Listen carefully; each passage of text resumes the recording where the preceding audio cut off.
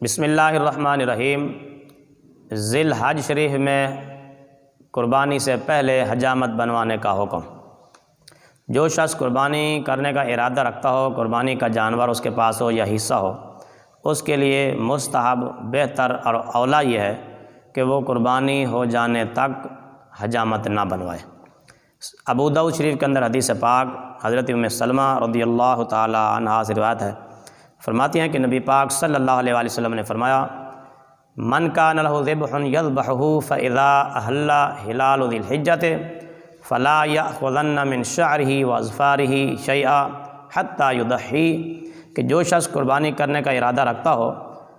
تو وہ ذی الحج شریف کا چاند نظر آنے سے لے کر قربانی کرنے تک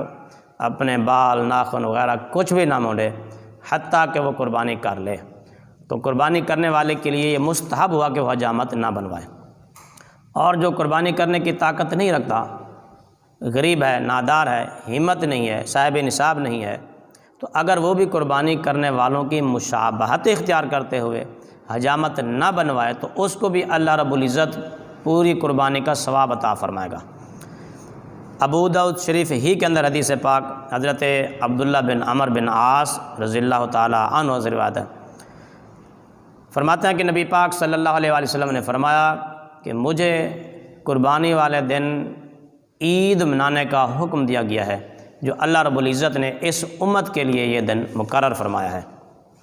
ایک شخص نے عرض کیا، یا رسول اللہ صلی اللہ علیہ وسلم، ارأیت ان لم اجد الا منیحۃ انثی افاضحی، کہ اگر میرے پاس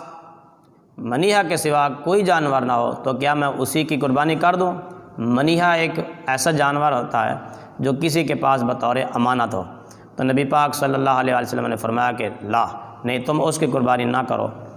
ولیکن تأخذ من شعرک واظفارک وتقص شاربک وتحلق عانتک فتلک تمام اضحیتک عند اللہ، تم منیحہ کی قربانی نہ کرو، ہاں تم اپنے بال، ناخن اور یہ کاٹ لو، حجامت بنوا لو، اللہ رب العزت تمہیں بھی قربانی کا ثواب عطا فرمائے گا۔ یعنی قربانی کرنے والوں کے ساتھ تم مشابہت اختیار کرو گے، اور عید والے دن قربانی کے بعد تم بھی حجامت بنوانا، جس طرح قربانی کرنے والے کریں گے تم بھی اسی طرح کرنا، نہا دھو کر مسلمانوں کی عید میں شامل ہو جانا، اور تم بھی حجامت وغیرہ بنانا، ناخن وغیرہ کٹوا لینا، تو اللہ تعالیٰ تمہیں بھی اجر و ثواب عطا فرمائے گا۔ تو لہذا قربانی کرنے والا بھی حجامت ان دنوں میں نہ بنوائے، اور جو قربانی نہیں کر رہا وہ بھی ان کی مشابہت اختیار کرتے ہوئے قربانی ہو جانے تک اگر وہ بھی حجامت وغیرہ نہ بنوائے، پھر عید کے دن نہا دھو کر وہ بھی قربانی کرنے والوں میں شامل ہو جائے اور اسی دن ہی حجامت بنوائے، تو اللہ رب العزت اس کو بھی پوری قربانی کا ثواب عطا فرمائے گا۔